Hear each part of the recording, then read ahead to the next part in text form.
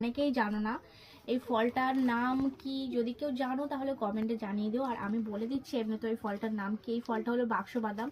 এটা কিন্তু শহরের ঠিক মোটামুটি তোমরা পাবে না, গ্রাম সাইডে অনেকে এই ফলটাকে কিন্তু চেনে। তো যাই হোক, এটা এই রেমাল ঝড়েতে উড়ে পড়েছে। গাছটা বিশাল বড়, বিশাল বড়। তো হাত দিয়ে পারা যাবে না, এই রেমাল ঝড়ে পড়েছে, তাই এটাকে এখন ভাঙবো। চলো ভাঙা যাক। হ্যাঁ, প্রচুর কিন্তু শক্ত, প্রচুর কিন্তু শক্ত। আর এটা এখনো কাঁচা আছে, এটা এখনো পাকবে। এটা লাল হয়ে যাবে পুরো।